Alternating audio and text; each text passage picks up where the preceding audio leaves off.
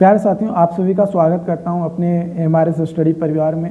तो यहाँ पे जो है मैं आपको क्या बता रहा था, soft skills and interpersonal communications में क्वेश्चंस। तो आज का अगला क्वेश्चन है, why should we do self analysis. Self analysis क्यों करते हैं on the path of one's progress. जब अपना प्रोग्रेस कर रहे होते हैं तो उसमें हम लोगों को सेल्फ एनालिसिस करने की ज़रूरत क्यों होती है। सेल्फ एनालिसिस जो है ये एक इम्पॉर्टेंट असेसिंग है किसी भी पर्सन्स को या अपने आप को प्रोग्रेस करने के लिए।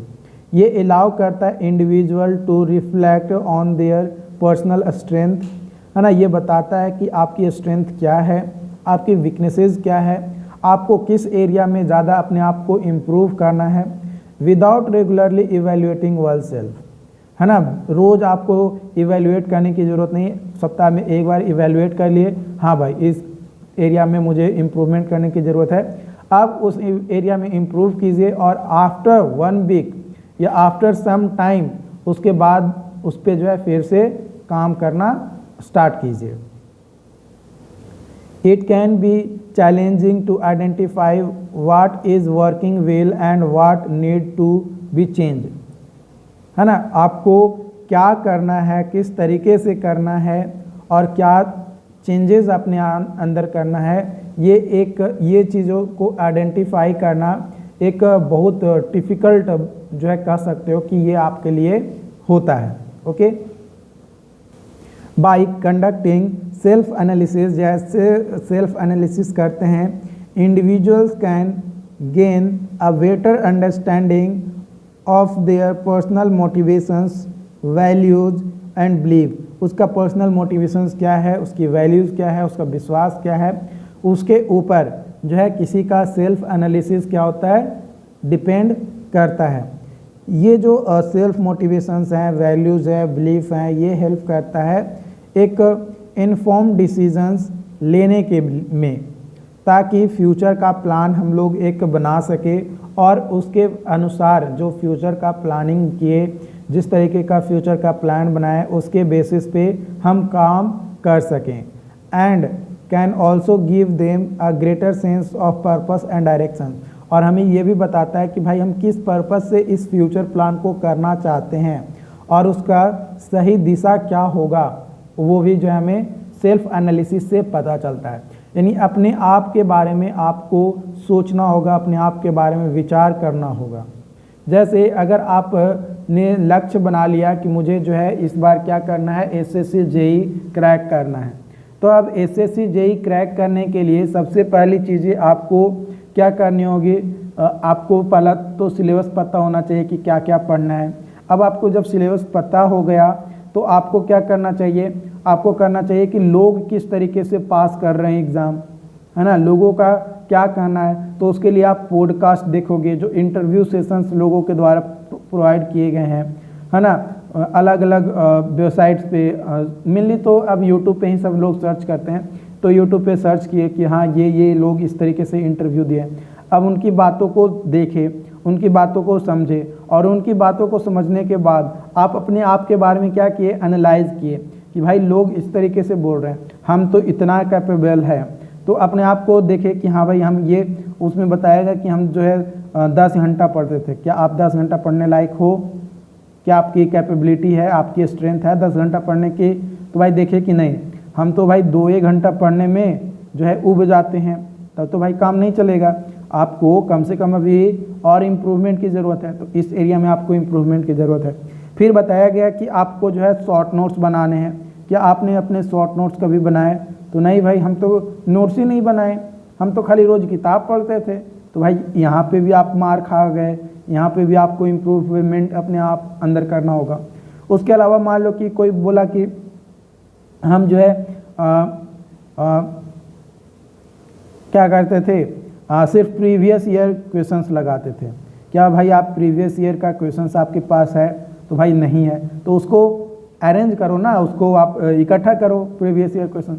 तो इस तरीके से अलग अलग लोग अलग अलग पर्सपेक्टिव बता रहे। कुछ लोग बोलते हैं कि मॉर्निंग में पढ़ना चाहिए, कुछ लोग बोले कि इवनिंग में पढ़ना चाहिए, कुछ लोग बोले कि जब मन करे तब पढ़ना चाहिए। अब आप अपने आप को क्या समझाते हो, जब आप अपने आप के बारे में सेल्फ एनालिसिस करते हो तो आप अपने आप को किस तरीके से रिप्रेजेंट करते हो। तो देखो कभी भी पढ़ाई जो है ना आपके कंफर्ट पे डिपेंड करता है, लेकिन आपकी मजबूरी वो होना चाहिए। कंफर्ट के साथ साथ वो आपकी मजबूरी भी होना चाहिए, क्योंकि अगर आपके अंदर मजबूरी नहीं रहेगा ना पढ़ाई को लेकर तो आप पढ़ाई नहीं करोगे। यहाँ पे मैक्सिमम लोग जो इस वीडियोस को देख रहे होंगे वो वैसे होंगे जो सेमेस्टर के एग्ज़ाम जब नज़दीक आते हैं ना तब वो स्टार्ट करना चाहते हैं कि यार अब तो सेमेस्टर एग्ज़ाम नज़दीक है, चलो अब पढ़ाई कर लेते हैं। तो मजबूरी कब आती है? जब सेमेस्टर एग्ज़ाम नज़दीक आते हैं। कोई भी कॉम्पिटिटिव एग्जामिनेशंस को लेकर वो मजबूर कब होते हैं? जब एग्ज़ाम डेट आ जाता है तब वो मजबूर होते हैं कि यार अब तो एग्ज़ाम डेट आ गया, अब हमें पढ़ना चाहिए। पहले से उनके अंदर मजबूरी नहीं होती है, पहले से वो नहीं सोचते हैं कि हमको इतना देर पढ़ना है, और एक दो दिन 3 दिन 4 दिन स्टार्ट भी किए तो 21, 3, 30 1 महीने तक उनका कंटिन्यू नहीं रहता है। अगर कोई भी चीज़ें अगर आप 1 महीने तक कंटिन्यू कर लेते हैं, एक प्रॉपर शेड्यूल के साथ फॉलो कर लेते हैं, तो वो डेफिनेटली आपको हेल्प करेगा और आप उस चीज़ को दोबारा भूल नहीं पाओगे, आप उस चीज़ को पूरा कर पाओगे। ओके, तो लास्ट पॉइंट वही बोला गया, self analysis can also help individual to recognise any limiting belief और negative patterns of behaviour that may hindering their progress. By becoming aware of these obstacles they can work to overcome them and develop new strategy to achieve success. है ना, सफल पाने के लिए अगर कोई negative चीज़ें हैं जो आपको हमेशा इम्पैक्ट करता है, जैसे कई बार बोलते हैं ना कि हमको यार मॉर्निंग में नींद नहीं टूटता है, हम तो रोज़ सोचते हैं कि मॉर्निंग में उठकर जो है पढ़ाई करें। यार सोचते क्यों हो? करना स्टार्ट करो, 10 दिन 15 दिन 20 दिन 1 महीना लगातार करो ना, वो ऑटोमेटिकली आपको जो है वो चीज़ें फिर आदत हो जाएगी।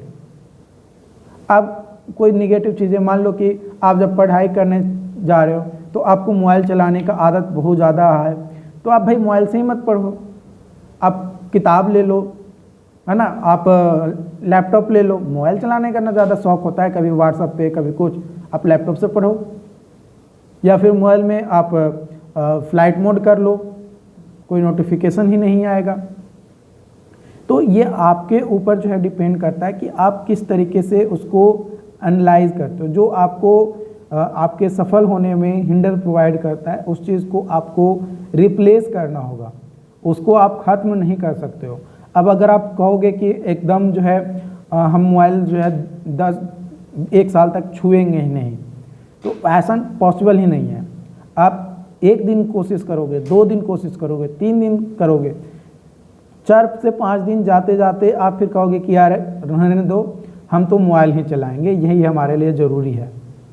तो आप किसी चीज़ को अचीव करने के लिए आपको रिप्लेस करने होगा अपनी आदतों को।